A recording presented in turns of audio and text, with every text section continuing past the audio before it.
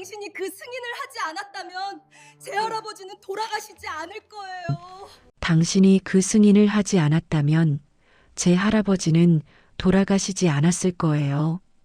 서연의 목소리가 떨렸고 20년간 숨겨졌던 진실이 담긴 서류들, 외할아버지의 사망 기록서, 7억 8천만 원이라는 숫자, 그리고 어머니가 평생 짊어진 빈 문서, 그녀의 손에서 바닥으로 쏟아지며 방 안의 고요를 찢었다. 미안하네. 정말 미안하네. 70 노인 김노진은 떨리는 무릎으로 천천히 바닥에 무릎을 꿇었고 평생 성공한 기업인으로 살아온 그의 어깨는 마침내 20년 동안 짊어져 온 죄책감의 무게를 이기지 못한 채 작게 떨리기 시작했다. 이 두 사람은 어떻게 만나게 된 걸까요? 그리고 20년 전 도대체 무슨 일이 있었던 걸까요? 새벽 4시 빗속을 달리던 한 신문 배달원과 검은 세단에서 내린 한 노인. 이 우연처럼 보였던 만남 뒤에는 어떤 진실이 숨겨져 있었던 걸까요? 사연을 전해드리기 전에 구독과 좋아요 한번 부탁드리겠습니다. 그럼 지금부터 이야기를 시작하겠습니다. 이 시간엔요, 멈추면 안 된다는 생각밖에 안 들어요. 멈추는 순간 다시 일어날 힘이 사라질 것 같아서요. 그래서 전 그냥 달립니다. 새벽 4시의 골목은 빗소리로 가득했다. 가로등 불빛이 젖은 아스팔트 위에서 일렁이고 빗방울은 쉼없이 땅을 두드렸다. 이 시간, 이 거리를 달리는 사람은 단 한 명뿐이었다. 이서연의 자전거 바퀴가 고인 물을 가르며 나아갔다. 낡은 자전거는 삐걱거렸지만 멈추지 않았다. 그의 어깨에 걸린 방수 가방은 신문으로 빵빵하게 부풀어 있었고 비에 젖은 무게가 더해져 한쪽으로 기울었다. 페달을 밟을 때마다 빗물이 튀었다. 차가운 물방울이 얼굴에 닿았지만 서연은 손을 들어 닦지 않았다. 그럴 여유가 없었다. 아니, 그럴 필요를 느끼지 못했다. 이미 온몸이 흠뻑 젖어 있었고 비는 그칠 기미가 보이지 않았다. 골목 초입의 첫 번째 집 앞에서 자전거를 세웠다. 가방에서 신문을 꺼내 문틈에 끼워 넣었다. 비닐로 한 번 더 감싼 신문이었지만 모서리는 이미 물기를 머금고 있었다. 서연은 잠시 그것을 내려다보다가 다시 자전거에 올랐다. 두 번째 집, 세 번째 집. 익숙한 동선을 따라 움직였다. 어둠 속에서도 그는 각 집의 위치를 정확히 알고 있었다. 몇 번째 전봇대를 지나면 어느 집이 나오는지, 어느 집은 문고리가 헐거워서 신문을 끼우기 어려운지 모두 몸에 배어 있었다. 1시간이 지났다.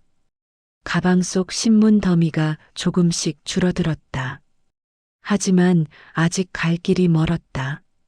서연의 호흡은 점점 거칠어졌고 젖은 옷이 피부에 달라붙어 움직임을 방해했다. 이 일을 시작한 지 2년이 넘었다. 처음엔 단순히 생활비를 벌기 위한 선택이었다. 요양병원 보조 일만으로는 부족했고 낮 시간을 비워둘 수 없었다. 새벽 배달은 유일한 답이었다. 하지만 지금은 달랐다. 이 시간이 필요했다. 아무도 없는 새벽, 빗소리만 들리는 골목, 생각을 멈출 수 있는 유일한 시간. 페달을 밟는 동안만큼은 다른 것을 생각하지 않아도 됐다. 밀린 병원비도, 다음 달 월세도, 부모님의 빈자리도 그저 앞으로 나아가기만 하면 됐다. 골목을 빠져나와 큰 길로 접어들었다. 가로등이 조금 더 밝아졌고 간간히 지나가는 차량의 불빛이 어둠을 갈랐다. 서연은 도로 가장자리를 따라 조심스럽게 달렸다. 그때였다. 갑작스러운 엔진 소리가 뒤에서 다가왔다. 서연은 본능적으로 자전거를 더 가장자리로 붙였다. 하지만 차는 그의 옆을 지나치지 않았다. 대신 바로 앞에서 급정거했다. 끽. 브레이크 소리가 빗소리를 뚫고 울려 퍼졌다. 서연의 손이 급하게 브레이크를 잡았다. 젖은 바퀴가 미끄러졌다. 자전거가 옆으로 기울고 균형을 잃은 몸이 땅으로 쏠렸다. 가방 속 신문 다발이 쏟아져 나왔다. 와르르. 비닐에 쌓인 신문들이 젖은 아스팔트 위로 흩어졌다. 서연은 손바닥으로 바닥을 짚으며 간신히 넘어지는 것을 막았다. 손바닥에 따끔한 통증이 느껴졌지만 그보다 먼저 신문들이 눈에 들어왔다. 그는 황급히 일어나 신문을 주우려 했다. 하지만 앞을 가로막은 검은 세단 때문에 움직임이 멈췄다. 차는 고급스러웠다. 빗물에 젖은 차체가 가로등 불빛을 반사하며 둔탁하게 빛났다. 번호판조차 선명하게 보이지 않을 정도로 어둠 속에 잠겨 있었다. 뒷좌석 문이 천천히 열렸다. 한 발이 먼저 나왔다. 검은 구두가 무릉덩이에 조심스럽게 닿았다. 이어서 노인이 천천히 몸을 일으키며 차에서 내렸다. 김노진이었다. 그는 70을 훌쩍 넘긴 나이였지만 자세는 꼿꼿했다. 회색 코트를 단정하게 입었고 한 손에는 검은 우산을 들고 있었다. 비를 맞으며 쓰러진 서연을 내려다보는 그의 표정은 무심했다. 아니, 무심한 것처럼 보였다. 운전석에서 정우석이 급히 내렸다. 그는 서둘러 우산을 펼쳐 김노진에게 바쳤다. 회장님, 괜찮으십니까? 자네가 걱정할 일은 아니네. 김노진의 시선은 여전히 서연에게 고정되어 있었다. 정확히는 서연이 아니라 그의 발밑에 흩어진 신문들이었다. 서연은 얼른 몸을 일으켰다. 무릎과 손바닥이 쓰라렸지만 그것보다 신문이 먼저였다. 그는 허겁지겁 바닥에 흩어진 신문들을 모으기 시작했다. 죄송합니다. 제가 조심하지 못해서. 말을 하면서도 손은 쉬지 않고 움직였다. 젖은 비닐 포장지가 손에서 미끄러졌다. 한 장, 두 장 다시 가방 속으로 집어넣었다. 김노진은 움직이지 않았다. 우산 아래 서서 조용히 그 광경을 지켜볼 뿐이었다. 정우석이 다가가려 했지만 김노진이 손짓으로 제지했다. 서연이 마지막 신문을 집어들 때였다. 김노진의 시선이 그 신문의 일면에 멈췄다. 비닐 포장 너머로 보이는 헤드라인. 20년 전 기업 부실 사건, 재검토 움직임. 그 아래 작은 글씨로 이어지는 부제. 당시 관련자들 증언 확보 진실 규명 목소리 커져. 김노진의 손이 미세하게 떨렸다. 우산을 쥔 손에 힘이 들어갔다. 그것은 찰나의 순간이었지만 정우석은 놓치지 않았다. 회장님, 괜찮네. 김노진은 짧게 답했다. 하지만 그의 시선은 여전히 신문에서 떨어지지 않았다. 서연은 그 신문을 가방에 넣으려다 멈췄다. 노인의 시선을 느꼈기 때문이었다. 무언가 잘못된 것인가 싶어 신문을 다시 꺼내 들었다. 이 신문이 문제가 되나요? 아니. 김노진이 천천히 고개를 저었다. 그리고는 한 걸음 앞으로 나왔다. 우산에서 벗어난 어깨에 빗방울이 떨어졌지만 그는 개의치 않았다. 그걸 버리지 말게. 네. 그 신문 말일세. 버리지 말고 가지고 있게. 서연은 이해할 수 없었다. 이미 젖어버린 신문이었다. 배달할 수도 없고 읽기에도 불편할 정도였다.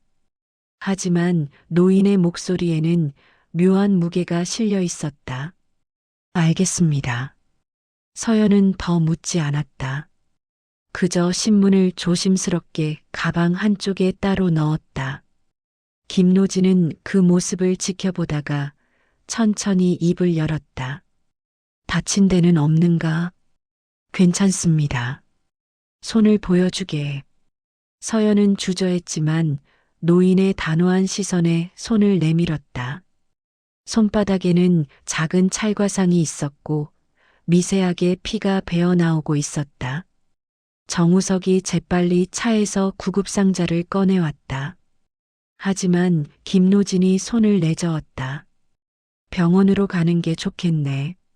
아닙니다. 이 정도는 괜찮습니다. 그건 자네가 판단할 일이 아니야. 김노진의 목소리는 부드러웠지만 거부할 수 없는 힘이 있었다. 서연은 입을 다물었다. 비는 여전히 내렸다. 골목은 점점 더 어두워졌다. 남은 신문 배달을 끝내야 했지만 서연은 움직일 수 없었다. 김노진이 다시 입을 열었다. 자네 혹시 며칠만 나와 같이 다녀보지 않겠나? 서연은 귀를 의심했다. 방금 들은 말이 제대로 이해되지 않았다. 무슨 말씀이신지.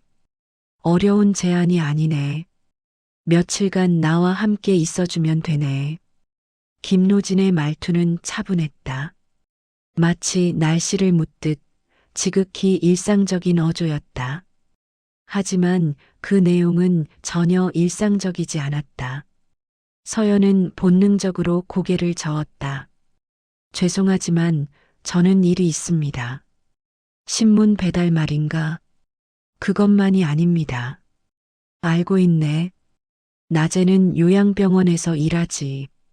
서연의 표정이 굳었다. 자신에 대해 알고 있다는 말. 그것이 불편했다.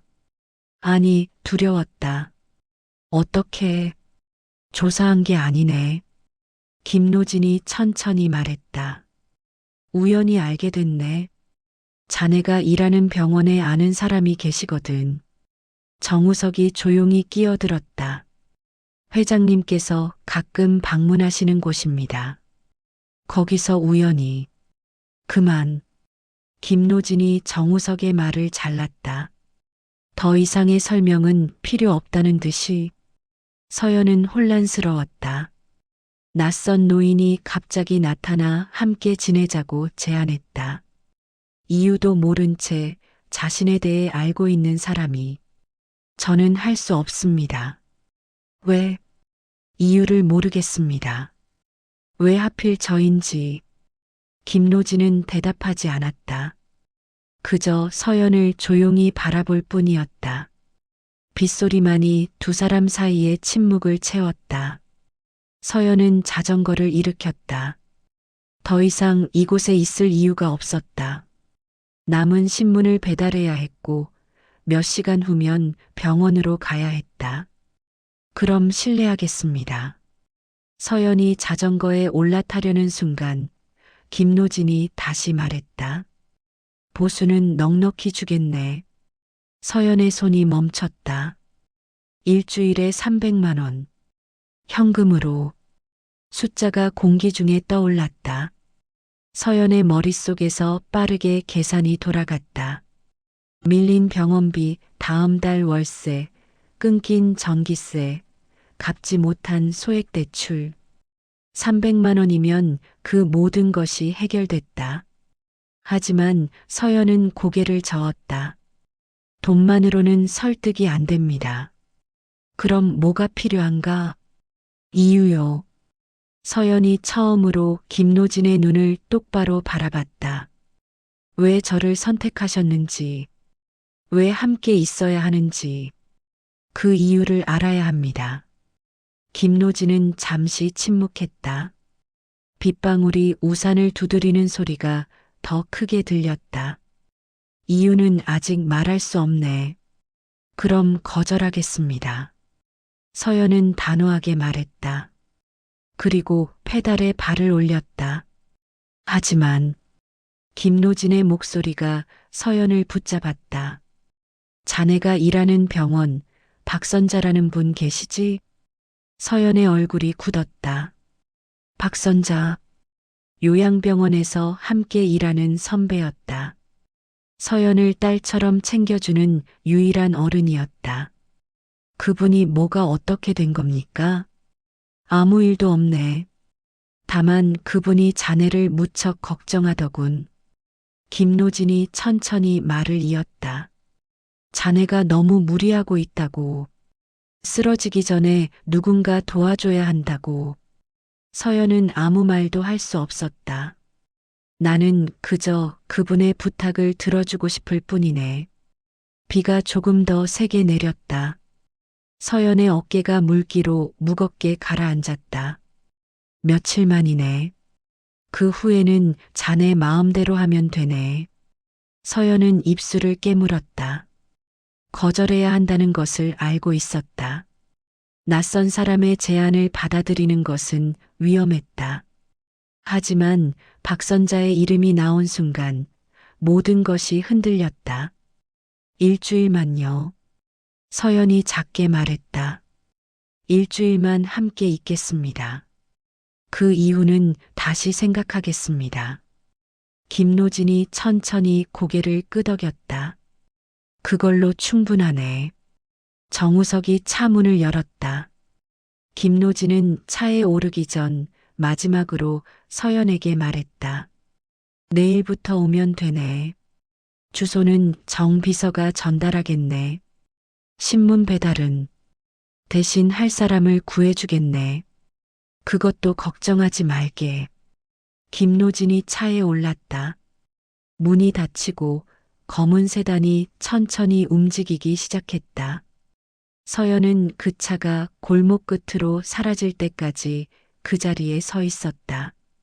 빗속에 홀로 남겨진 서연은 가방 속 신문을 꺼내 들었다. 김노진이 버리지 말라고 했던 그 신문. 헤드라인이 다시 눈에 들어왔다. 20년 전 기업 부실 사건, 재검토 움직임. 서연은 신문을 다시 가방에 넣고 천천히 자전거에 올랐다. 그날 밤 서연은 남은 신문을 끝까지 배달하지 못했다.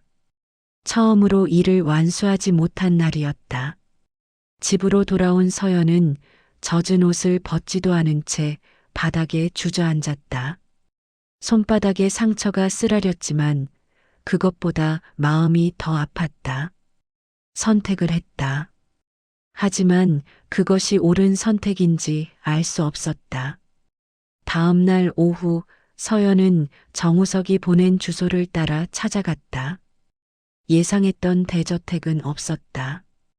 화려한 정원도 높은 담장도 없었다. 대신 낡은 단독주택 한 채가 조용히 서 있었다. 대문조차 삐걱거리는 소리를 내며 열렸다. 서연은 초인종을 눌렀다. 잠시 후 정우석이 문을 열었다. 오셨습니까? 여기가 맞나요? 네. 회장님께서 기다리고 계십니다.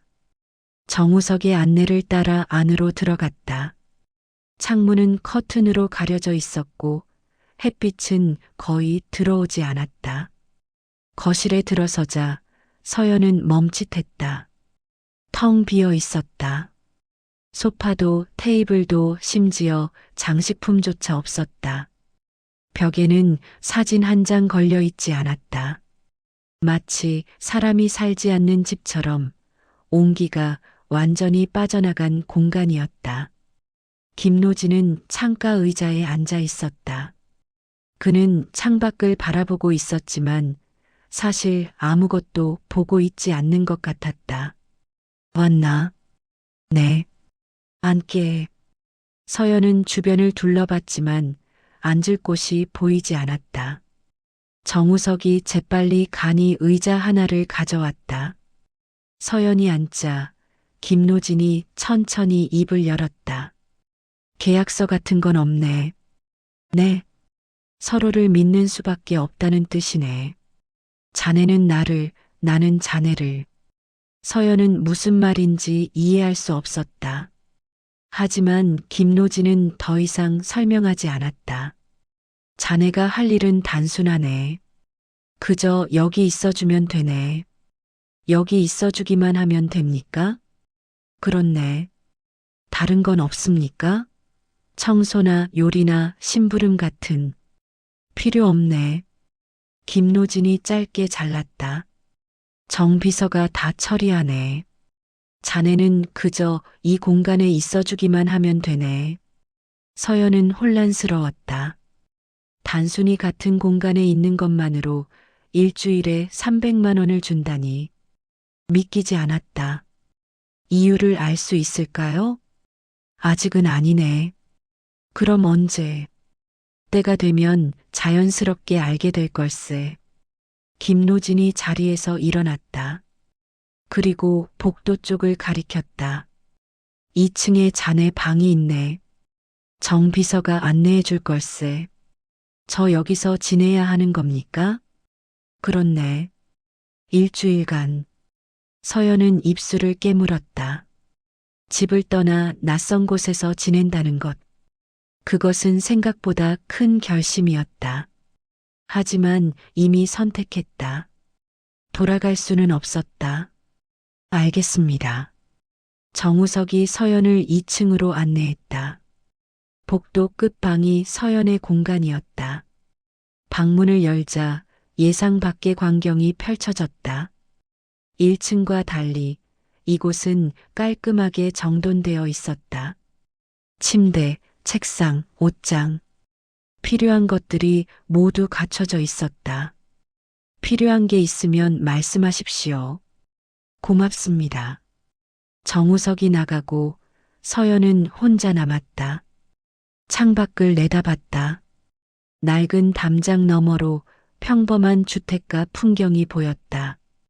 별다를 것 없는 동네였다. 하지만 왠지 모르게 쓸쓸했다. 서연은 가방에서 그 신문을 꺼냈다. 김노진이 버리지 말라고 했던 신문. 다시 일면을 펼쳤다. 20년 전 기업 부실 사건, 재검토 움직임. 기사를 읽기 시작했다. 20년 전 한 기업에서 대규모 부실 사태가 발생했다. 수많은 투자자가 피해를 입었고 그 여파는 수년간 이어졌다. 당시 책임자들은 법적 처벌을 받았지만 진실은 완전히 밝혀지지 않았다는 내용이었다. 그리고 최근 당시 관련자들의 새로운 증언이 확보되면서 사건이 재조명되고 있다는 기사였다. 서연은 신문을 접었다. 이것이 김노진과 무슨 관련이 있는 걸까? 아니면 단순한 우연일까? 답을 찾을 수 없었다. 저녁이 되자 정우석이 식사를 가져왔다. 간단한 반찬과 밥이었지만 서연에게는 오랜만에 제대로 된 식사였다. 회장님은 드시지 않으십니까? 회장님은 따로 드십니다.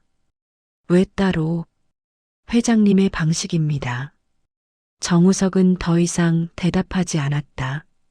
서연은 혼자 식사를 했다. 밥을 씹는 소리만이 조용한 방 안에 울렸다. 밤이 깊어졌다. 1층에서는 아무 소리도 들리지 않았다. 김노진은 무엇을 하고 있는 걸까? 서연은 궁금했지만 내려가지 않았다. 이틀째 되는 날도 마찬가지였다. 서연은 방에 머물렀고 김노진은 1층 어딘가에 있었다. 두 사람은 같은 집에 있으면서도 거의 마주치지 않았다. 사흘째 되는 날 밤 서연은 잠에서 깼다. 이상한 소리가 들렸다. 낮고 중얼거리는 목소리. 서연은 조심스럽게 방문을 열고 복도로 나왔다.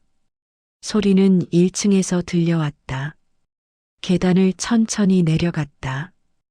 거실 쪽에서 희미한 불빛이 새어나왔다.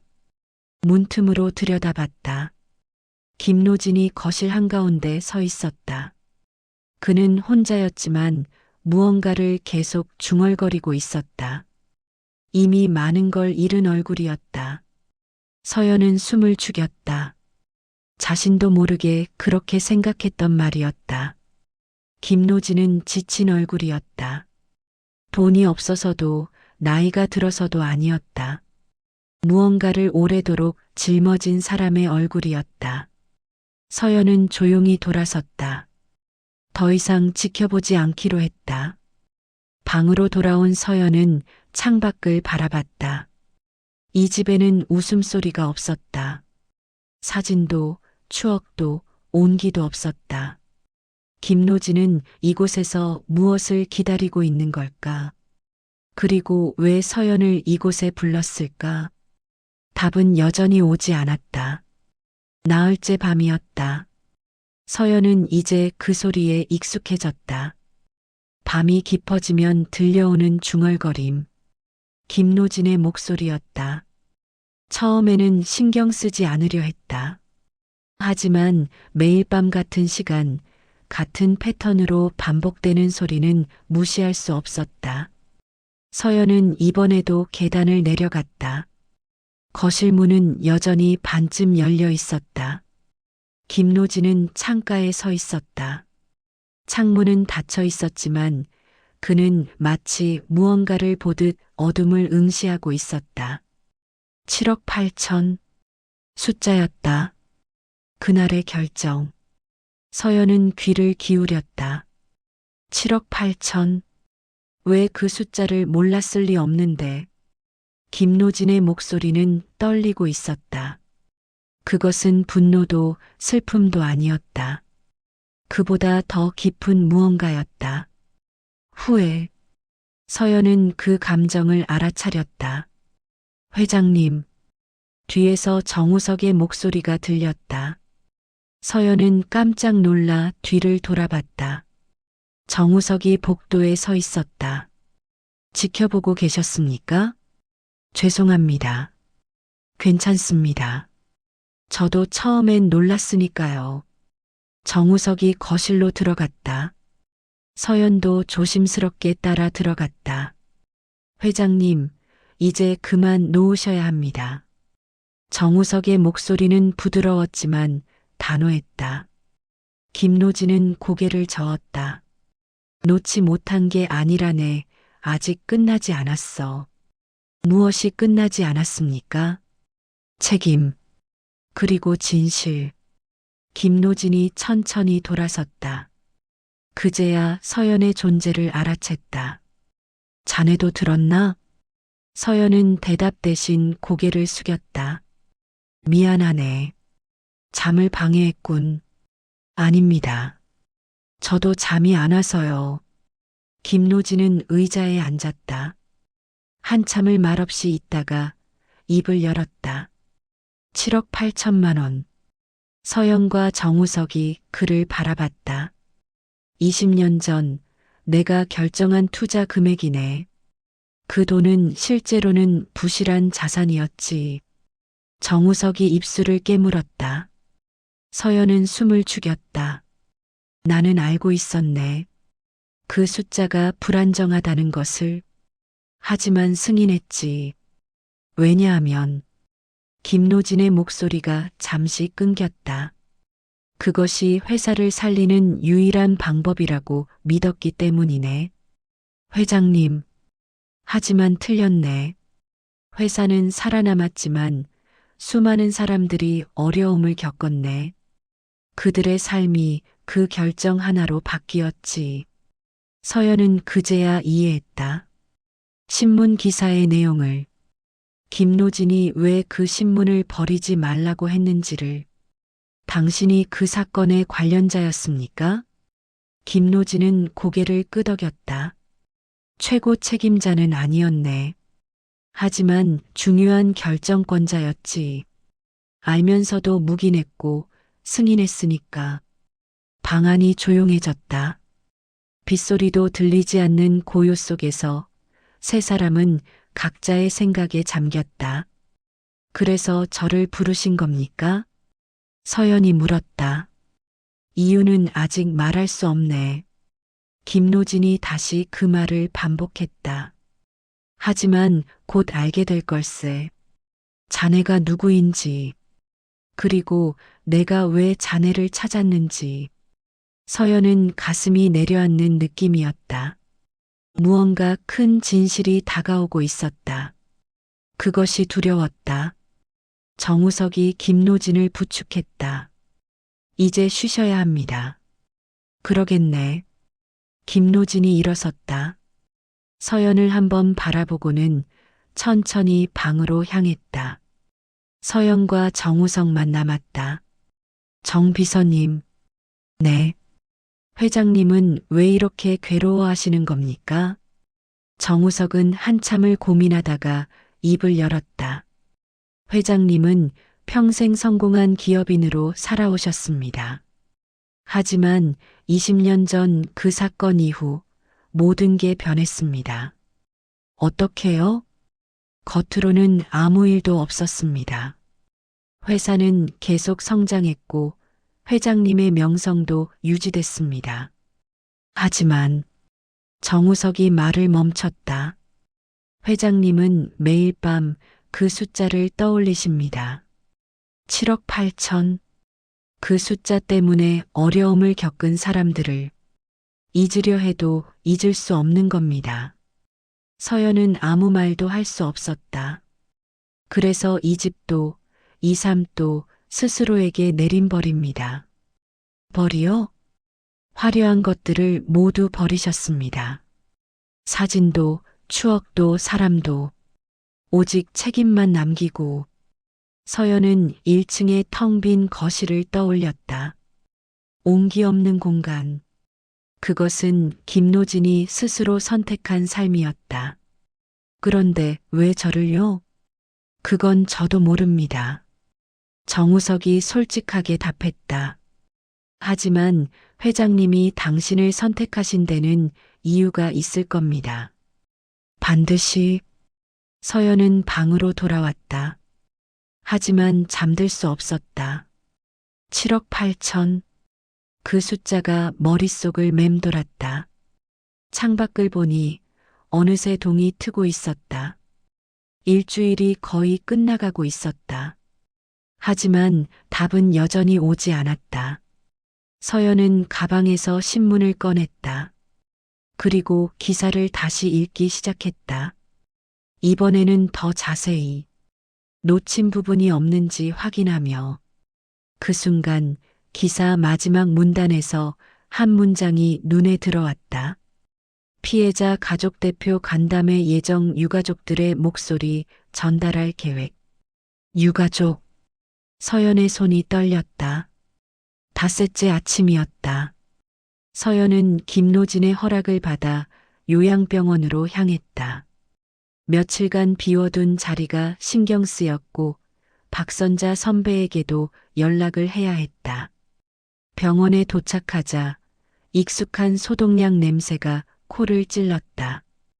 복도를 지나며 몇몇 환자들이 서연을 알아보고 손을 흔들었다. 서연은 작게 미소 지으며 답했다. 서연아, 왔구나. 박선자가 간호사실에서 나왔다. 그는 서연을 보자마자 반갑게 손을 내밀었다. 선배님, 죄송해요. 갑자기 연락도 없이. 괜찮아. 내 사정은 들었어. 박선자가 서연의 손을 꼭 잡았다. 많이 힘들었지? 아니에요. 괜찮았어요. 거짓말. 내 얼굴에 다 써 있어. 박선자는 서연을 휴게실로 데려갔다. 따뜻한 차를 건네며 앉았다. 그분은 어떠시니? 네. 김노진 회장님 말이야.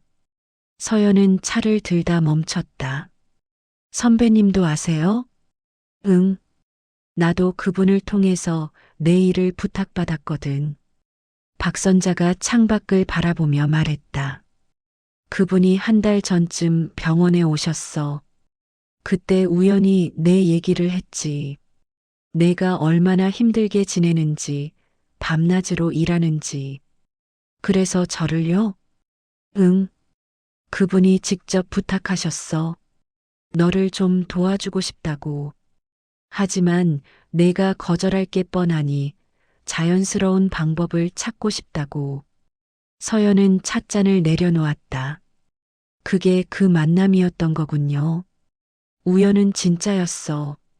하지만 그분이 의도적으로 그 시간, 그 장소에 계셨던 건 맞아. 박선자가 미안한 표정으로 서연을 바라봤다. 미안해. 나도 내게 말했어야 했는데.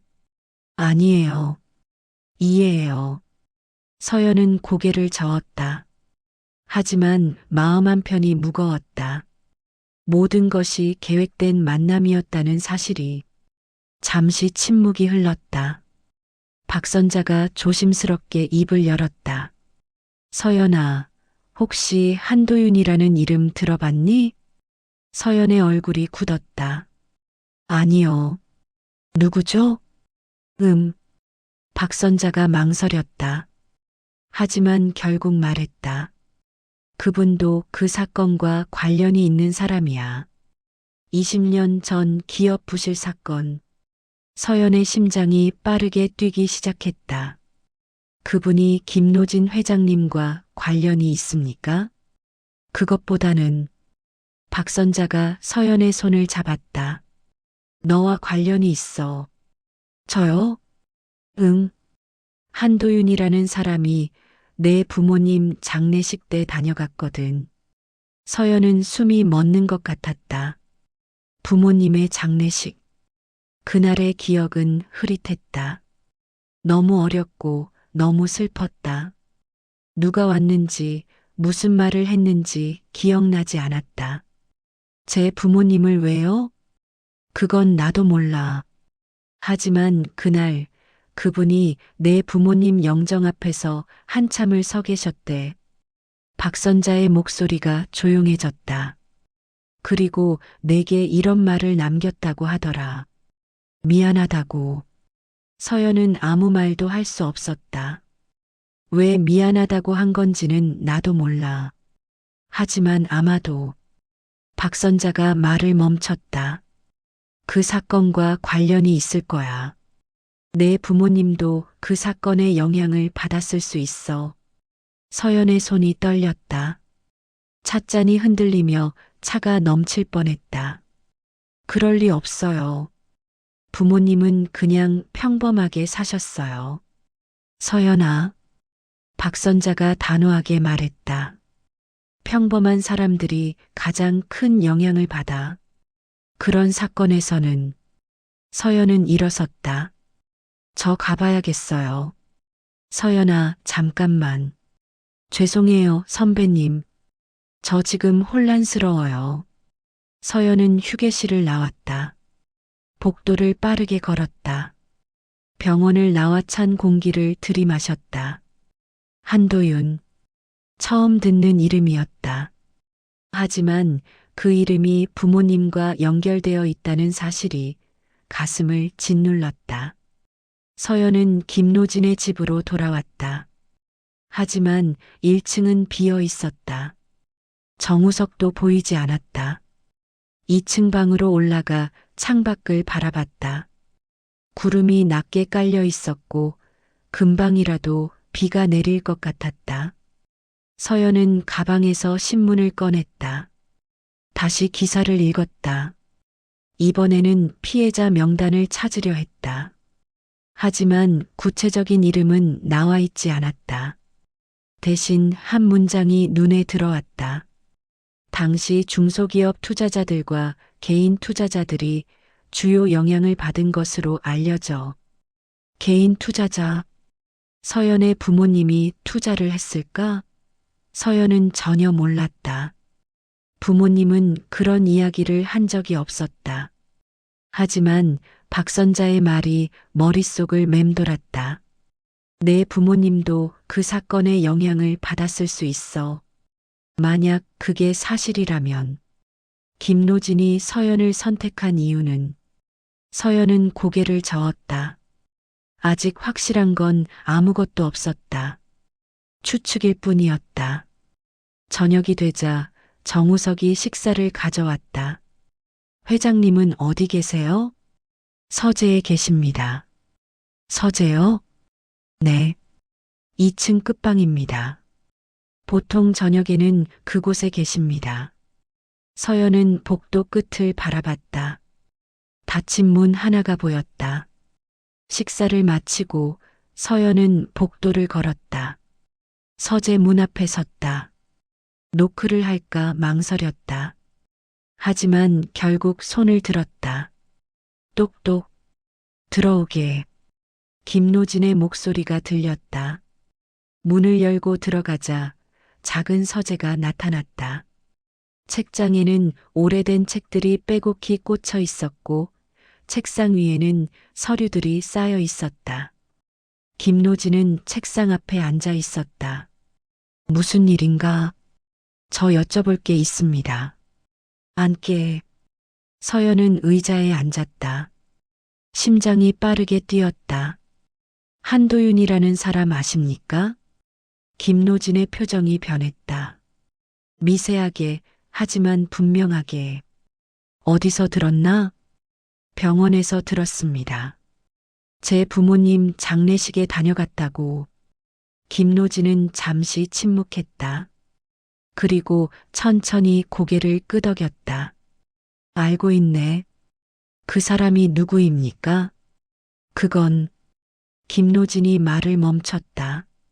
아직 말할 수 없네. 왜요? 서연의 목소리가 떨렸다. 왜 저에게 관련된 일인데 저만 모르는 겁니까? 자네를 보호하기 위해서네. 보호요? 진실은 때로 사람을 무너뜨리네. 특히 준비되지 않은 상태에서 듣게 되면. 서연은 일어섰다. 저는 준비됐습니다.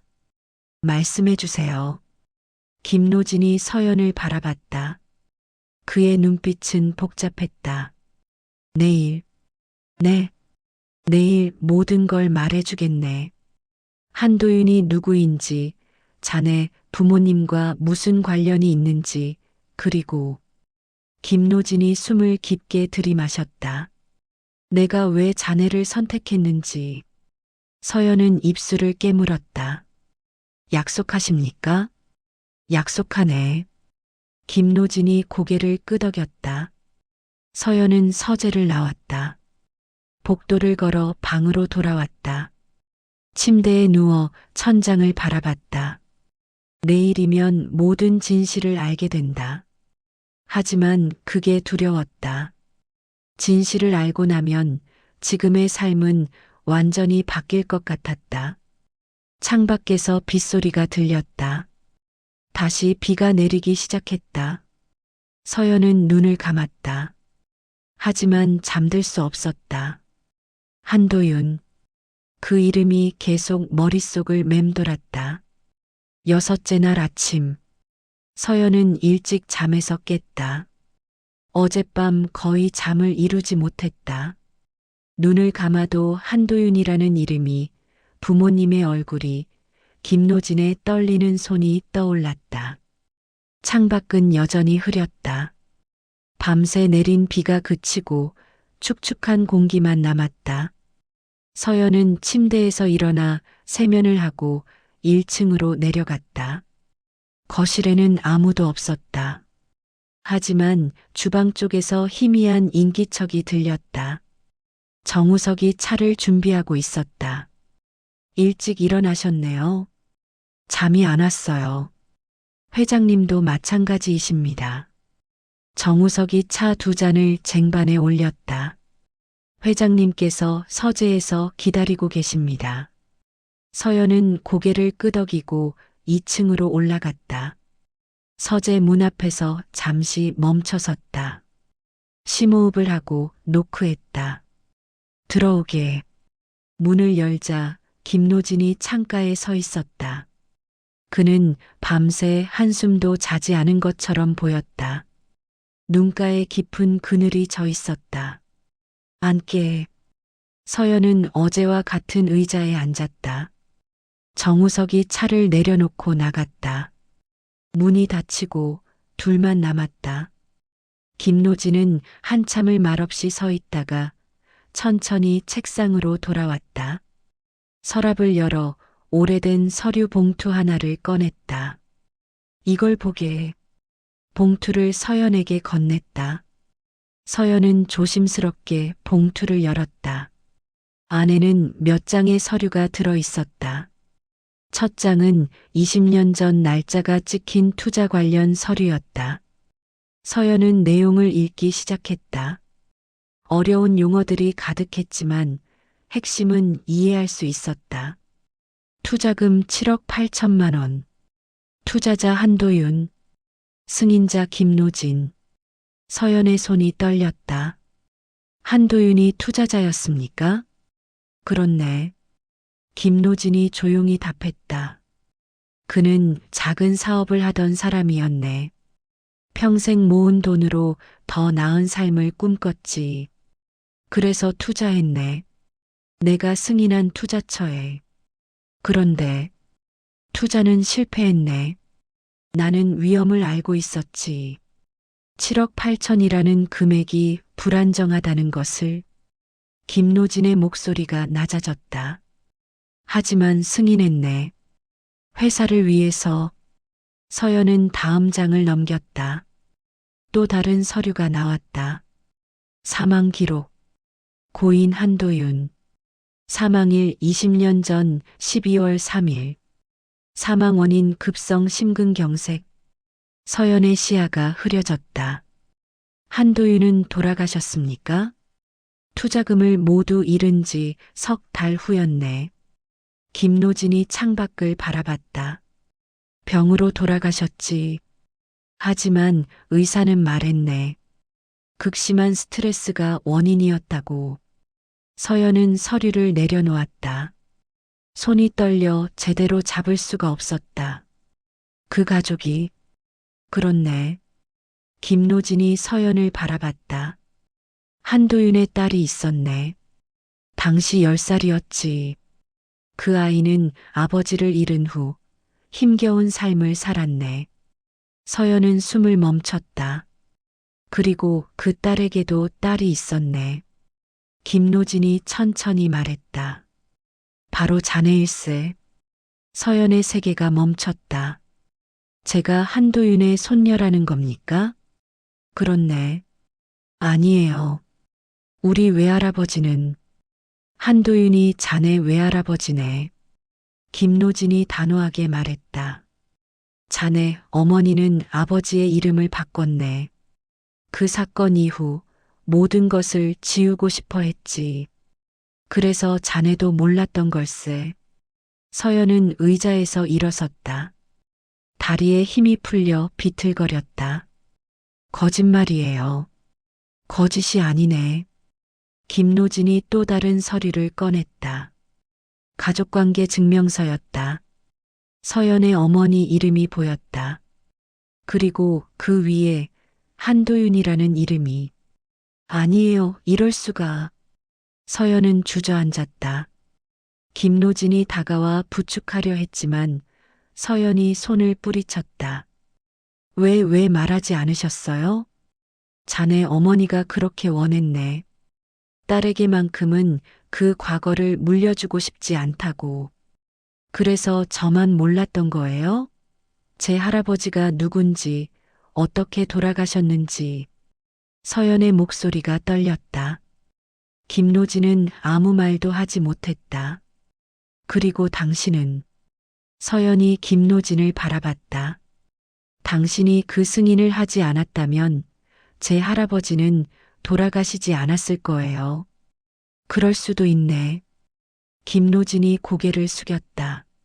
나는 알고도 승인했네. 그 선택이 어떤 결과를 낳을지 짐작하면서도. 왜요? 회사를 살리기 위해서였네. 수백 명의 직원을, 그들의 가족을. 김노진의 목소리가 갈라졌다. 하지만 그 대가로 한도윤 같은 사람들이 고통받았네. 그들의 가족이 삶이. 서연은 눈물이 흘러내리는 것을 느꼈다. 닦지 않았다. 그냥 흐르게 뒀다. 자네 어머니도 힘들게 사셨네. 김노진이 계속 말했다. 아버지를 잃은 후 경제적 어려움 속에서 살았지. 평생 그 그림자 속에서 살았네. 자네를 키우면서도. 그만해요. 자네가 요양병원에서 일하게 된 것도 어머니의 병원비 때문이었지. 그만하라고요. 서연이 소리쳤다. 김노진은 입을 다물었다. 방 안이 조용해졌다. 서연의 거친 숨소리만 들렸다. 그래서 저를 부른 겁니까? 서연이 떨리는 목소리로 물었다. 죄책감 때문에요? 당신 결정 때문에 힘들어한 가족의 마지막 남은 사람이니까요. 김노진은 대답하지 않았다. 대답하세요. 그렇네. 김노진이 마침내 말했다.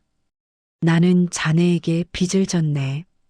자네 할아버지에게, 자네 어머니에게, 그리고 자네에게. 그가 서연을 바라봤다. 갚을 수 없다는 걸 알고 있네. 하지만 그래도 뭐라도 하고 싶었네. 서연은 고개를 저었다. 전 당신의 동정이 필요 없어요. 동정이 아니네. 그럼 뭐예요? 책임이네. 김노진의 목소리가 단호했다. 나는 내 선택에 책임을 지고 싶네. 늦었지만. 서연은 서류들을 집어들었다. 그리고 김노진에게 던졌다. 이딴 종이로 책임진다고요? 이미 다 끝난 일인데요. 서류들이 바닥에 흩어졌다. 자네 말이 맞네. 김노진이 조용히 말했다. 이미 끝난 일이지. 하지만 그가 무릎을 꿇었다. 그래도 용서를 구하고 싶네. 서연은 그 모습을 보고 얼어붙었다. 노인이 무릎을 꿇고 있었다. 떨리는 어깨로 고개를 숙인 채 일어나세요. 미안하네. 일어나라고요. 정말 미안하네. 김노진의 목소리가 떨렸다. 서연은 더 이상 참을 수 없었다. 서재를 뛰쳐나갔다. 복도를 달려 자기 방으로 들어갔다. 문을 쾅 닫고 바닥에 주저앉았다. 모든 것이 무너졌다. 자신이 알고 있던 과거가, 가족의 역사가 모두 숨겨져 있었다. 할아버지는 병으로 돌아가셨고, 어머니는 평생 그 그림자 속에서 살았고, 그 모든 것의 시작엔 김노진의 결정이 있었다. 서연은 울었다. 처음으로 억눌렀던 모든 감정을 쏟아냈다. 밖에서 빗소리가 들렸다. 다시 비가 내리기 시작했다. 서연은 창밖을 바라봤다. 어떤 선택은 얼굴 없는 사람들의 삶을 바꾼다. 김노진의 말이 떠올랐다. 서연의 가족은 그 얼굴 없는 사람들이었다. 그리고 지금 서연은 선택해야 했다. 이 진실을 어떻게 받아들일 것인지, 김노진을 용서할 것인지, 아니면 등을 돌릴 것인지. 서연은 방에서 나오지 않았다. 하루가 지났다. 정우석이 3번 문을 두드렸지만 서연은 대답하지 않았다. 식사도 거부했다. 그저 창밖만 바라보며 앉아 있었다. 빗소리가 멈추고 다시 시작되기를 반복했다. 서연의 머릿속에서는 수많은 생각이 뒤엉켰다. 할아버지의 얼굴도 모른다. 어머니는 왜 말하지 않았을까? 그 고통을 혼자 짊어지고 살았을까? 그리고 김노진. 그 사람은 왜 지금에 와서 나타난 걸까? 20년이 지나서 모든 게 끝나고 난 후에 이틀째 되는 밤 문 밖에서 인기척이 들렸다. 노크 소리는 없었다. 하지만 누군가 그곳에 서 있다는 것을 알 수 있었다. 한참 후 조용한 목소리가 들렸다. 서연 씨, 김노진이었다. 들어오라고 하지 않겠지. 그래서 여기서 말하겠네. 서연은 움직이지 않았다. 하지만 귀를 기울였다. 나는 평생 성공한 사람으로 살았네. 기업인으로 회장으로. 사람들은 나를 존경했고 부러워했지. 김노진의 목소리는 낮고 무거웠다. 하지만 그 성공의 밑바닥에는 한도윤 같은 사람들의 희생이 있었네. 나는 그걸 알면서도 외면했지. 잠시 침묵이 흘렀다. 20년 전 그 결정을 한 후 나는 매일 밤 괴로웠네.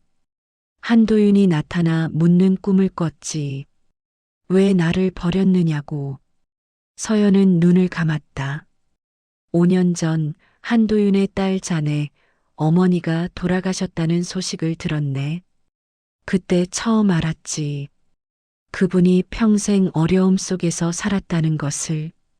김노진의 목소리가 떨렸다. 그리고 자네가 남았다는 것을. 혼자서 모든 것을 짊어지고. 서연의 눈에서 눈물이 흘러내렸다. 나는 자네를 찾고 싶었네. 하지만 용기가 없었지. 어떤 얼굴로 나타나야 할지 몰랐네. 그래서 박선자 선배를 통해서 서연이 처음으로 입을 열었다. 목소리는 쉬어 있었다. 그렇네. 비겁했지. 정면으로 마주할 용기가 없었네. 김노진이 인정했다. 하지만 더 이상 미룰 수 없었네. 내게 남은 시간이 많지 않다는 걸 알았으니까. 서연은 문 쪽을 바라봤다. 무슨 뜻입니까? 나는 병을 앓고 있네. 길어야 1년이라고 했지. 서연의 가슴이 철렁 내려앉았다. 그래서 결심했네. 그 전에 자네를 만나야겠다고. 사과해야겠다고. 하지만 자네를 만나고 나니 사과만으로는 부족하다는 걸 알았네. 그래서 다른 방법을 생각했지. 김노진이 말을 이었다. 내 재산을 정리하고 있네. 그리고 그 사건의 피해자들을 위한 기금을 만들 계획이네. 기금이요? 그렇네. 한도윤처럼 그 사건으로 고통받은 사람들과 그 가족들을 돕기 위한. 서연은 아무 말도 할 수 없었다. 자네에게도 보상을 하고 싶네. 하지만 그건 자네가 원할 때만. 전돈이 필요한 게 아니에요. 서연이 떨리는 목소리로 말했다. 그럼 뭐가 필요한가? 진심이요. 문밖이 조용해졌다. 서연이 천천히 일어나 문으로 다가갔다. 손을 문고리에 올렸다. 하지만 열지는 않았다. 당신의 진심을 믿을 수 있을까요? 나는 자네를 속이지 않겠네. 더 이상 약속할 수 있어요? 약속하네. 서연은 문고리를 잡은 채 한참을 서 있었다. 그리고 천천히 문을 열었다. 김노진이 복도에 서 있었다. 그는 많이 지쳐 보였다. 얼굴은 창백했고 눈가의 그늘은 더 깊어져 있었다. 두 사람은 말없이 서로를 바라봤다. 들어오세요. 서연이 조용히 말했다. 김노진은 천천히 방 안으로 들어왔다. 서연은 의자를 권했고 김노진은 조심스럽게 앉았다. 제가 할아버지에 대해 아무것도 몰랐어요. 서연이 입을 열었다. 어머니는 한 번도 말씀하지 않으셨어요. 외할아버지가 어떤 분이었는지, 어떻게 돌아가셨는지. 자네, 어머니는 자네를 보호하고 싶었을 걸세. 하지만 전 알 권리가 있었어요. 서연의 목소리가 단호했다.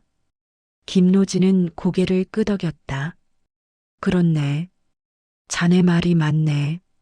지금이라도 알려주세요. 제 할아버지가 어떤 분이었는지. 김노진은 잠시 생각에 잠겼다가 입을 열었다. 한도윤은 성실한 사람이었네. 작은 철물점을 운영했지. 딸 하나를 키우며 평범하게 살았네. 서연은 조용히 들었다. 하지만 더 나은 삶을 꿈꿨네. 딸을 대학에 보내고 싶었고, 가게도 확장하고 싶었지. 그래서 투자를 결심했네. 그게 잘못된 선택이었군요.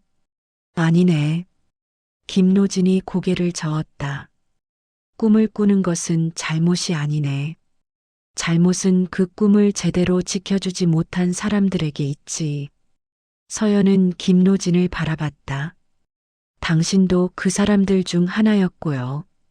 김노진은 피하지 않았다. 그렇네. 나도 그 중 하나였네. 두 사람 사이에 무거운 침묵이 흘렀다. 한도윤은 투자금을 잃은 후 견딜 수 없었던 것 같네. 김노진이 조용히 말했다.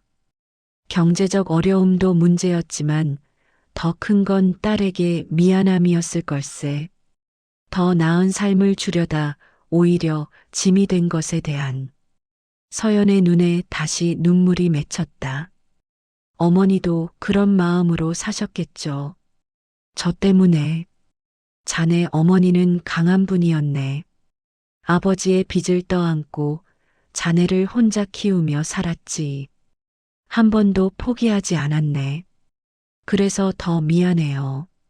서연이 울먹였다. 전 어머니가 왜 그렇게 힘들게 사는지 몰랐어요. 그냥 원래 그런 줄 알았어요. 김노진은 아무 말도 하지 못했다. 서연은 눈물을 닦았다. 당신을 용서해야 할지 모르겠어요. 용서받을 자격이 없다는 걸 알고 있네. 하지만 서연이 김노진을 똑바로 바라봤다. 어머니라면 뭐라고 하셨을까요? 김노진은 잠시 생각했다. 아마도 용서하라고 하지 않았을까? 왜요? 자네 어머니는 마지막까지 미워하지 않으려 애썼던 것 같네. 나를 만났을 때 원망보다는 안도하는 표정이었지. 어머니를 만나셨어요? 서연이 놀라 물었다. 김노진이 고개를 끄덕였다. 5년 전 돌아가시기 직전에 병원에서 우연히 마주쳤네. 그때 무슨 말을, 아무 말도 하지 못했네. 나는 그저 고개를 숙였을 뿐이지. 김노진의 목소리가 떨렸다.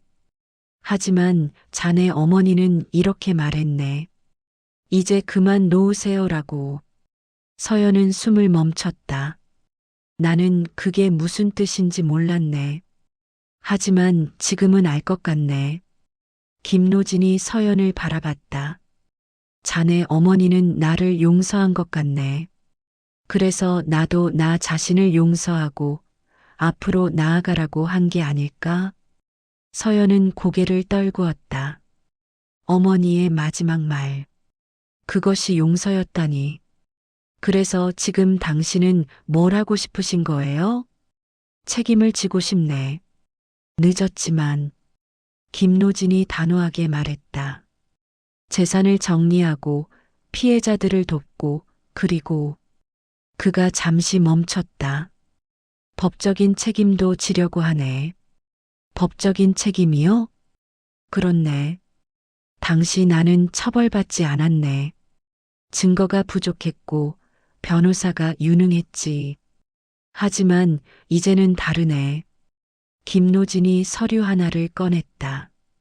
이건 내가 직접 쓴 진술서네. 당시 내가 무엇을 알고 있었는지, 왜 승인했는지 모든 걸 담았네. 서연은 서류를 받아들었다. 이걸 제출하실 겁니까? 그렇네. 검찰에. 그럼 처벌받을 수도 있어요. 그래야 하네. 김노진의 목소리는 흔들리지 않았다. 벌을 피하려는 게 아니네. 오히려 책임을 지고 싶네.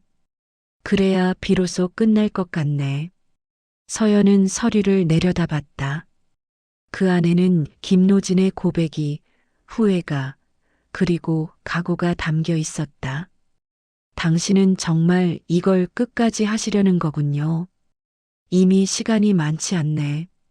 병 때문에. 하지만 그 전에 제대로 끝내고 싶네. 김노진이 일어섰다. 자네에게 강요하지 않겠네. 나를 용서하든 안 하든. 그건 자네 몫이네. 그가 문 쪽으로 걸어갔다. 하지만 한 가지만 기억해 주게. 김노진이 돌아서서 서연을 바라봤다. 자네는 잘못이 없네. 자네 할아버지도, 자네 어머니도. 잘못은 오직 나에게만 있네. 그가 방을 나갔다. 서연은 혼자 남아 진술서를 읽기 시작했다. 한 장, 한 장 넘길 때마다 김노진의 고백이 눈에 들어왔다. 그는 모든 것을 인정하고 있었다. 자신의 선택을, 그로 인한 결과를, 그리고 그로 인해 고통받은 사람들을. 서연은 마지막 장을 읽고 서류를 내려놓았다. 창밖을 보니 비가 그쳐 있었다. 구름 사이로 희미한 달빛이 새어 들어왔다. 서연은 깊은 숨을 들이마셨다. 그리고 결심했다. 사흘 후, 김노진은 재산 정리를 시작했다. 서연은 2층 방에서 그 과정을 지켜봤다. 변호사들이 드나들었고, 서류가 쌓였고, 전화가 끊임없이 울렸다. 정우석이 바쁘게 움직였다. 그는 김노진의 지시에 따라 하나하나 처리해 나갔다. 피해자 명단은 확보됐습니까? 김노진이 물었다. 네. 총 47가구입니다. 당시 투자금을 잃거나 영향을 받은 분들과 그 가족들입니다. 연락이 닿는 곳은 32곳입니다. 나머지는 연락처를 찾지 못했습니다. 김노진은 고개를 끄덕였다. 계속 찾게. 한 명이라도 놓치지 말고. 알겠습니다. 정우석이 물러갔다. 김노진은 창가에 서서 밖을 바라봤다. 맑게 갠 하늘이 보였다. 오랜만에 보는 햇살이었다. 서연이 1층으로 내려왔다. 거실에 들어서자 김노진이 돌아봤다. 일어났나? 네. 식사는 했나? 아직이요. 같이 하세. 김노진이 주방으로 향했다. 서연은 잠시 망설이다 따라갔다. 간단한 아침 식사가 준비되어 있었다. 두 사람은 마주 앉았다. 처음으로 함께하는 식사였다. 기금 규모는 어느 정도 예정이십니까? 서연이 조심스럽게 물었다. 전 재산의 80% 정도, 약 500억 원. 서연은 숨이 멎을 뻔했다. 그렇게 많이요?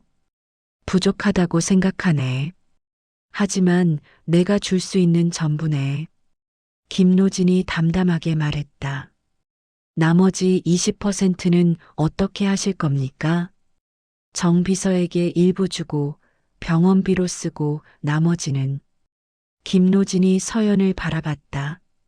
자네에게 주고 싶네. 저는 필요 없어요. 서연이 고개를 저었다. 그 돈도 기금에 넣으세요. 자네 몫일세. 제 몫은 따로 없어요. 서연이 단호하게 말했다. 저도 피해자 명단에 들어가 있을 거예요. 한도윤의 손녀니까 거기서 받는 것으로 충분해요. 김노진은 잠시 서연을 바라보다가 천천히 고개를 끄덕였다. 알겠네. 자네 뜻대로 하겠네.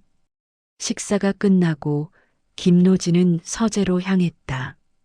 서연도 따라갔다. 책상 위에는 또 다른 서류가 놓여 있었다. 이건 뭡니까? 법정 출석 통지서네. 김노진이 서류를 들어보였다. 진술서를 제출했네. 검찰에서 조사하겠다고 연락이 왔지. 언제요? 다음 주. 서연은 입술을 깨물었다. 두렵지 않으세요? 두렵네. 김노진이 솔직하게 답했다. 하지만 피할 생각은 없네. 만약 실형을 선고받으면요? 받아들이겠네. 병은요? 치료는요? 교도소에도 의무실은 있네. 김노진의 목소리는 담담했다. 서연은 아무 말도 할 수 없었다.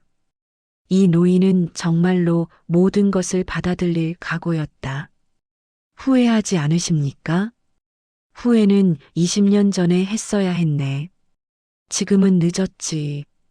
김노진이 창밖을 바라봤다. 하지만 그래도 하려고 하네. 늦었지만. 서연은 김노진의 옆에 섰다. 제가 도울 수 있는 게 있을까요? 김노진이 놀라서 서연을 바라봤다. 자네가? 네.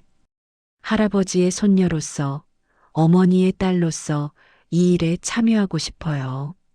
하지만 제가 할 수 있는 일이 있다면 말씀해 주세요. 서연의 목소리는 단호했다. 김노진은 잠시 생각하다가 고개를 끄덕였다. 피해자 가족들을 만날 때 함께 가주겠나? 네. 쉽지 않을 걸세. 그들은 나를 좋지 않게 생각하고 있을 테니까. 괜찮아요. 서연이 말했다. 저도 그들 중 하나니까요. 김노진의 눈에 미세한 떨림이 지나갔다. 고맙네. 아니에요. 제가 해야 할 일이에요. 다음 날부터 서연과 김노진은 함께 피해자 가족들을 찾아다녔다. 첫 번째 집은 경기도의 작은 마을이었다. 문을 연 것은 60대 여성이었다. 그녀는 김노진을 보자마자 얼굴이 굳었다. 누구십니까? 저는 김노진입니다. 여성의 얼굴이 창백해졌다. 당신이 그 김노진? 그렇습니다.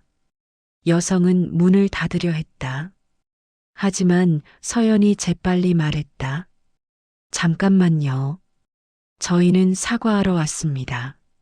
사과? 여성이 서연을 바라봤다. 20년이 지나서 무슨 사과입니까? 늦었다는 걸 압니다. 김노진이 고개를 숙였다. 하지만 그래도 해야 할 말이 있습니다. 여성은 한참을 망설이다가 문을 열었다. 들어오세요. 거실은 낡았지만 깨끗했다. 벽에는 오래된 가족 사진이 걸려 있었다. 김노진과 서연은 조심스럽게 앉았다. 남편이 영향을 받았습니다. 여성이 조용히 말했다.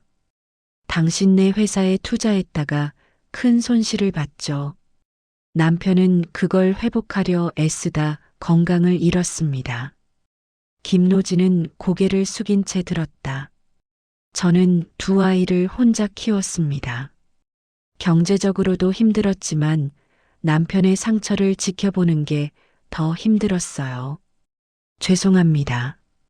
죄송하다는 말로 끝납니까? 여성의 목소리가 떨렸다. 제 인생을 제 아이들의 인생에 영향을 주고 아닙니다. 김노진이 고개를 들었다. 죄송하다는 말로는 부족합니다. 그래서 그가 서류를 꺼냈다. 기금을 만들었습니다. 당신 같은 피해자 가족들을 위한. 여성은 서류를 받아들었다. 내용을 읽더니 눈이 커졌다. 이게 진짜입니까? 진짜입니다. 법률적으로 확정됐습니다. 하지만 왜 지금? 늦었습니다. 20년이나. 김노진이 다시 고개를 숙였다. 하지만 그래도 하지 않는 것보다는 낫다고 생각했습니다. 여성은 서류를 내려다봤다. 그녀의 눈에서 눈물이 떨어졌다. 남편이 살아 있었다면. 죄송합니다. 김노진이 다시 말했다. 정말 죄송합니다. 여성은 한참을 울었다. 서연이 조용히 티슈를 건넸다. 감사합니다. 여성이 떨리는 목소리로 말했다. 용서는 쉽지 않겠지만 그래도 이렇게라도 해주셔서 감사합니다. 김노진과 서연은 집을 나왔다. 차 안에서 김노진은 한참을 말이 없었다. 괜찮으세요? 서연이 물었다. 아니네. 괜찮지 않네. 김노진의 목소리가 떨렸다. 하지만 계속해야 하네. 끝까지. 그렇게 일주일 동안 두 사람은 32개 가구를 모두 찾아다녔다. 어떤 집에서는 문전박대를 당했다. 어떤 집에서는 울부짖는 소리를 들었다. 어떤 집에서는 침묵만이 흘렀다. 하지만 김노진은 포기하지 않았다. 매번 고개를 숙이고 사과하고 설명했다. 서연은 그 모습을 지켜봤다. 이 노인은 진심이었다. 용서받으려는 게 아니라 책임을 지려는 것이었다. 마지막 가정을 방문한 날 밤, 김노진은 쓰러졌다. 회장님, 서연이 쓰러진 김노진을 부축했다. 정우석이 급히 달려왔다. 119 불러요. 이미 불렀습니다. 구급차가 도착하고 김노진은 병원으로 실려갔다. 서연과 정우석이 함께 탔다. 응급실에서 몇 시간이 지났다. 의사가 나왔다. 보호자 되시는 분? 저 비서입니다. 정우석이 답했다. 환자분 상태가 좋지 않습니다. 암이 많이 진행됐고 무리하신 것 같습니다. 어느 정도입니까? 길게 보기 어렵습니다. 한두 달. 의사가 말을 흐렸다. 서연은 벽에 기댔다. 다리에 힘이 풀렸다. 면회는 가능합니까? 내일 아침부터 가능합니다. 의사가 돌아갔다. 서연과 정우석은 병원 의자에 앉았다. 긴 밤이 시작됐다. 제 잘못입니다. 서연이 중얼거렸다. 제가 같이 다니자고 해서. 아닙니다. 정우석이 고개를 저었다. 회장님은 어차피 하셨을 겁니다.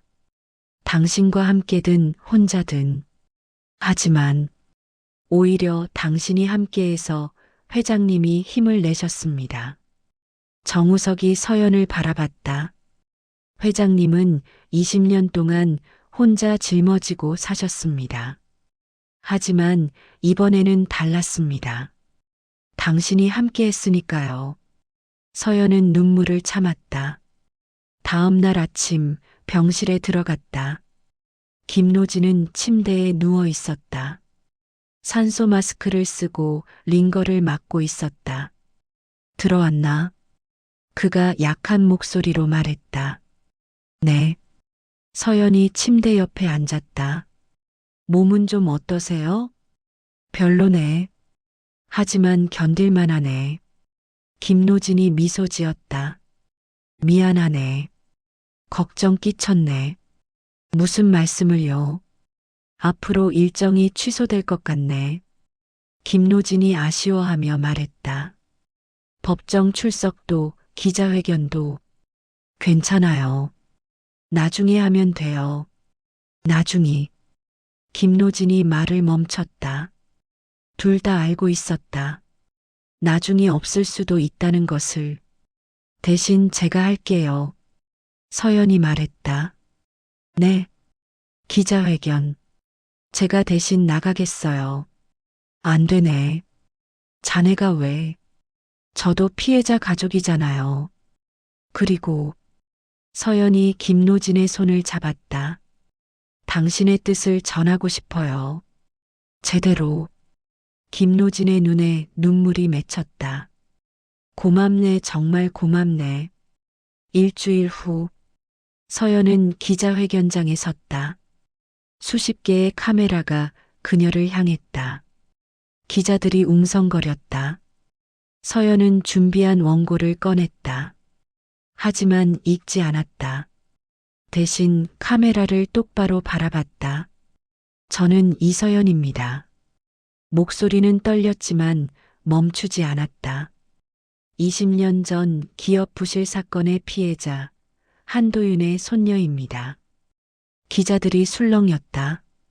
제 할아버지는 그 사건으로 모든 것을 잃었습니다. 그리고 큰 충격으로 세상을 떠나셨습니다. 서연은 잠시 숨을 고르고 계속했다. 제 어머니는 평생 경제적 어려움 속에서 살았습니다. 저를 키우면서도 한 번도 그 이유를 말씀하지 않으셨습니다. 저는 최근에서야 진실을 알았습니다. 김노진 회장님을 통해서. 카메라 셔터 소리가 터졌다. 김노진 회장님은 그 사건의 책임자 중 한 명입니다. 그리고 이제 그 책임을 지려하고 있습니다. 서연이 서류를 들어보였다. 500억 원 규모의 피해자 지원 기금이 조성됐습니다. 47개 피해자 가구에 전달될 예정입니다. 또한 김노진 회장님은 검찰에 자진 출석해 진술했습니다. 법적 책임을 회피하지 않겠다는 의지입니다.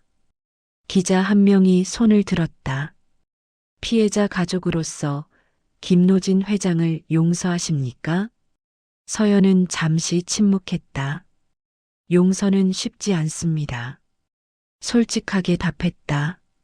하지만 그분이 진심으로 책임을 지려 한다는 것은 압니다. 그걸로 충분합니까? 충분하지 않습니다. 서연이 고개를 저었다.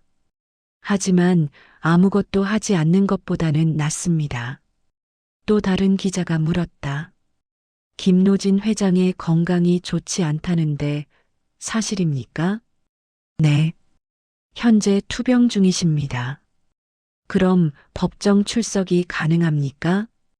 회장님은 가능한 한 직접 출석하고 싶어 하십니다. 서연이 단호하게 말했다. 마지막까지 책임을 다하고 싶어 하시니까요. 기자회견은 1시간 동안 이어졌다. 모든 질문에 서연은 진실되게 답했다. 끝나고 나오자 정우석이 기다리고 있었다. 수고하셨습니다. 회장님은요? TV로 보고 계십니다. 병원으로 돌아왔다. 김노진은 침대에 기대 앉아 뉴스를 보고 있었다. 화면에서 서연의 모습이 나왔다. 잘했네. 김노진이 미소 지었다. 정말 잘했네. 떨렸어요. 그래도 해냈네. 김노진이 TV를 끄고 서연을 바라봤다. 자네 덕분에 나는 제대로 끝을 맺을 수 있을 것 같네. 아직 끝난 게 아니에요. 알고 있네. 김노진이 창밖을 바라봤다. 밖에는 비가 그치고 맑은 하늘이 펼쳐져 있었다. 하지만 이제 조금은 편안하네. 한 달 후, 김노진은 법정에 섰다.